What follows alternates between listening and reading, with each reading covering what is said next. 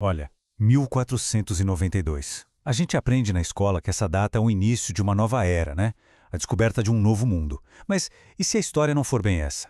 E se essa data for, na verdade, a origem de um mito? Um mito poderoso que molda o nosso mundo até hoje. Pois é, vamos mergulhar nessa ideia, na ideia da modernidade e no que ela esconde.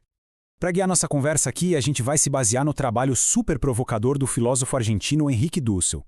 E olha que interessante a data, em 1992, bem nos 500 anos da chegada do Colombo na América. Ele lança uma obra que vira de cabeça para baixo quase tudo que a gente aprendeu sobre como a Era Moderna começou. Mas antes de entrar na crítica do Dussel, que é bem forte, a gente precisa dar um passo atrás. Vamos relembrar aquela história que a maioria de nós conhece, sabe? A narrativa tradicional da modernidade. Nessa versão, a modernidade é uma coisa que nasceu e cresceu só na Europa. A ideia é que tudo veio de um processo interno deles. Sabe, a razão do iluminismo, a explosão de arte no Renascimento, a liberdade individual da Reforma, como se a Europa, por conta própria, tivesse parido o progresso. Tem uma citação do filósofo Hegel que, resume perfeitamente o pico dessa mentalidade. Ele diz que a Europa é absolutamente o fim da história universal. Pensa só no peso disso. É a ideia de que a história da humanidade inteira estava caminhando para um único lugar, um único destino, a Europa. E todas as outras culturas, elas eram vistas como, estágios anteriores, imaturas, ou simplesmente não importavam. É exatamente aqui que o Dussel chega para virar essa história de ponta cabeça. Ele começa com uma pergunta que muda toda a perspectiva. E se aquele evento que a gente sempre chamou de descobrimento foi, na verdade, o completo oposto? Um ato de apagar, de tornar invisível, de negar a própria existência de milhões de pessoas e de suas culturas.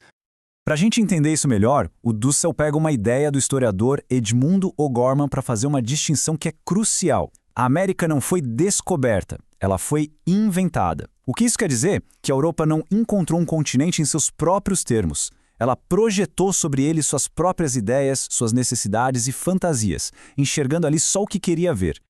E aqui está o conceito central, o encobrimento. Não se trata só de uma conquista militar com armas. É um processo de apagar a diferença, a alteridade do outro. O indígena não é visto como um ser humano com sua própria história, mas sim como uma matéria-prima a ser moldada pelo projeto europeu.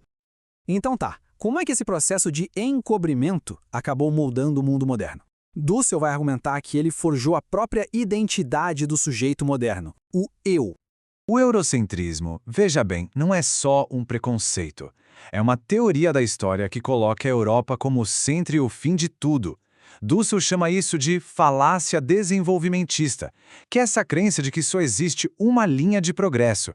E claro, a Europa está lá no topo.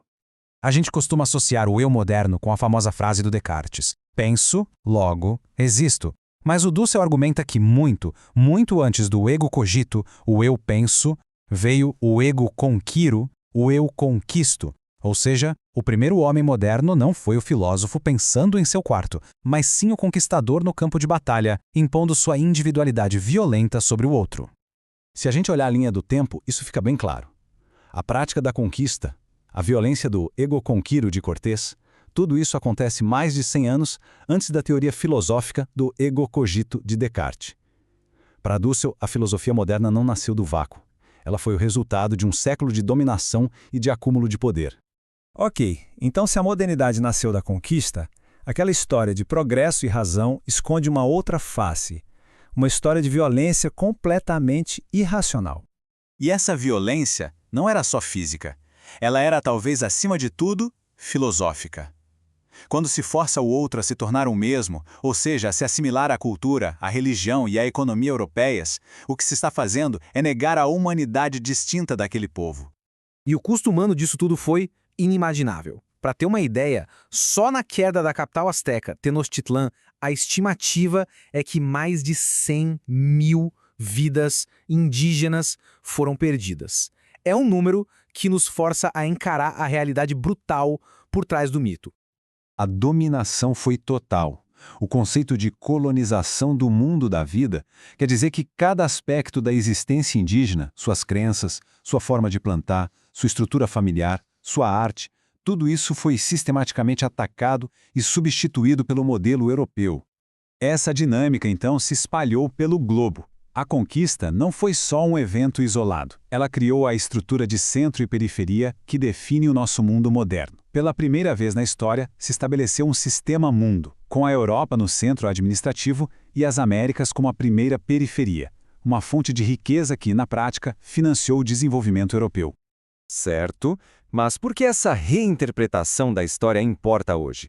O que a gente pode aprender ao desmascarar esse mito? Essa citação resume bem o ponto central da crítica de Dussel. O mito funciona como uma justificativa. Ele culpa a vítima pela sua própria dominação, chamando-a de bárbara ou preguiçosa, ao mesmo tempo que apresenta o conquistador como um herói do progresso e da civilização. Essa lógica, segundo Dussel, serve para justificar a violência irracional. Mas a análise dele não para só na crítica. Ele propõe um caminho para seguir, uma transmodernidade. Não se trata de jogar fora a razão ou a ideia de emancipação, mas de libertá-las desse mito violento. É um chamado para um diálogo global, onde todas as culturas possam participar como iguais, em vez de uma impor sua visão sobre todas as outras. E isso tudo nos deixa com uma pergunta para reflexão. Repensar 1492 não é só sobre corrigir o passado. É um convite para examinar o presente. Se uma narrativa tão poderosa foi capaz de esconder tanta violência, quais são os mitos que hoje justificam a desigualdade e o sofrimento, apresentando tudo isso como o custo necessário do progresso? A questão fica no ar.